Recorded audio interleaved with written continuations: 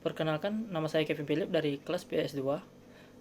Baiklah, di sini kami akan mendiskusikan atau mempresentasikan hasil dari kelompok kami tentang bab 4. Baiklah, di sini terdapat nama anggota kelompok yaitu Deviana, yang kedua saya sendiri Kevin Philip, yang ketiga Rudin. Baiklah, di sini saya akan menjelaskan tentang 4.2 yaitu analisis deskriptif.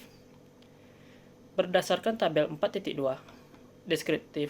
deskripsi variabel dapat dilihat bahwa terdapat 8 variabel yang diteliti yaitu produk, harga, promosi, orang, lokasi, proses, bukti fisik, dan keputusan pembelian.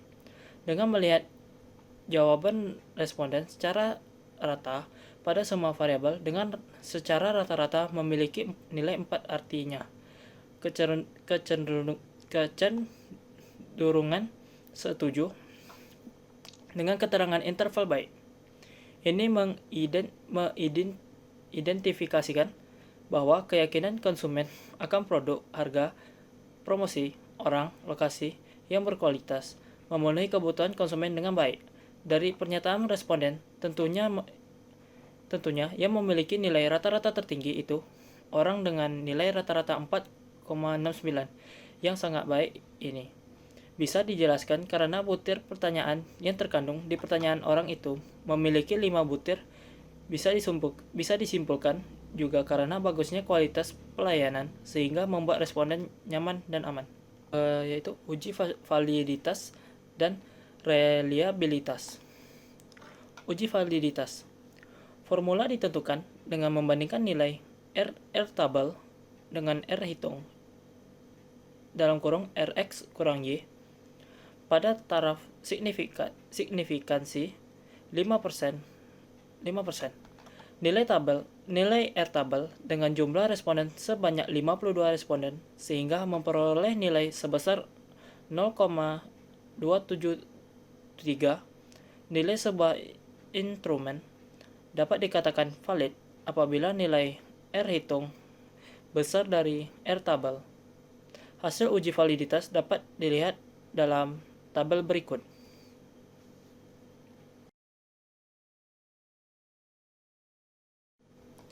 Seperti dikemukakan di atas, bila koefisien korelasi sama dengan koefisien korelasi kritis atau R tabel sama dengan 0,273 atau lebih, maka butir instrumen dinyatakan valid. Dan hasil uji validitas tersebut ternyata koefisien korelasi hampir secara keseluruhan butir instrumen variabel penelitian lebih besar dari R tabel. Dengan demikian, instrumen dapat dinyatakan valid sehingga pertanyaan-pertanyaan yang tertuang dalam angket penelitian dapat digunakan untuk penelitian selanjutnya. Oke, selanjutnya uji reliabilitas. Menurut teori, jika nilai Cron-Base alpha-nya lebih besar pada masing-masing variabel, lebih besar dari 0,6, maka dinyatakan reliable atau handal. Bisa kita lihat sendiri di tabel datanya, menunjukkan bahwa semua variabel kita reliable. Data Premier yang diolah 2021 dari tabel 4.6.2 terlihat nilai ASYMP-nya SIG sebesar 0,232 lebih besar 0,05 sehingga dapat disimpulkan bahwa model regresi terdistribusi normal. Dari tabel di atas, jika SMP lebih besar dari 0,05 maka terdistribusi normal. Baiklah, di sampingnya ada float yang bisa kita lihat. Floatnya, jika float yang mengikuti garis ordinal maka dikatakan normal. Yang kedua, uji multikolonialitas. Untuk mendeteksi adanya gejala multikolonialitas dalam model penelitian dapat dilihat dari nilai toleransi atau bisa disebut tolerance value atau nilai variance inflation factor atau bisa disebutkan IF. Batas toleransi lebih dari 0,10 dan batas VF kurang dari 10,00, sehingga dapat disimpulkan tidak terdapat multikolineritas di antara variabel bebas. Hasil dari pengujian multikolorenitas pada penelitian ini ditunjukkan seperti pada tabel.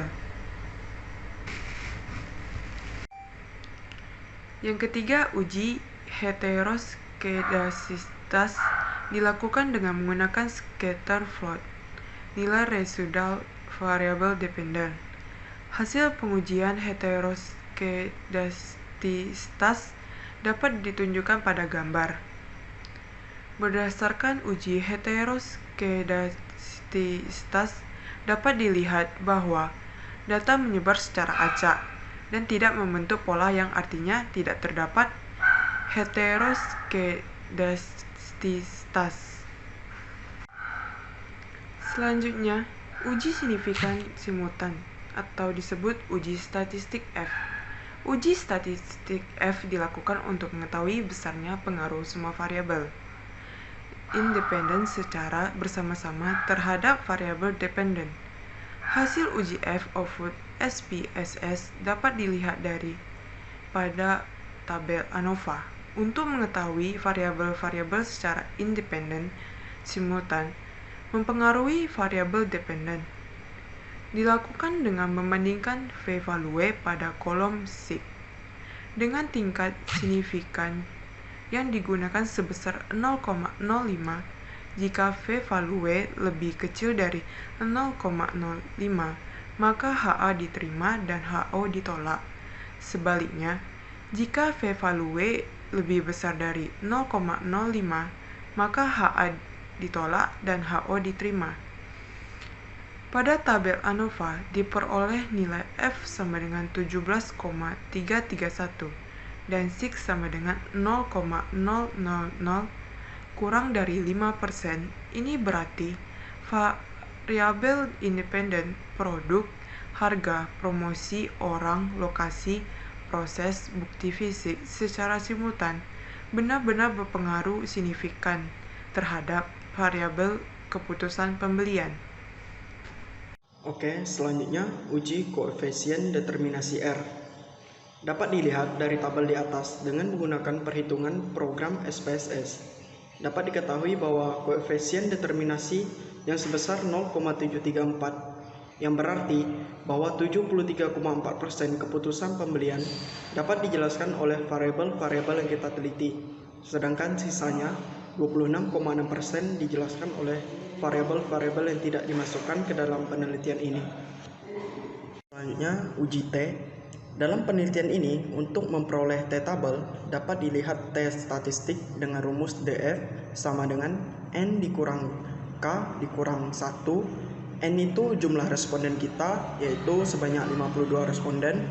K itu banyaknya variabel kita, variabel independen kita, sebanyak 7, dan 1 itu rumusnya. Jadi 52 dikurang 7 dikurang 1 sama dengan 45 dengan signifikansi 0,05, dan uji dua sisi diperoleh hasil T tabelnya 1,679.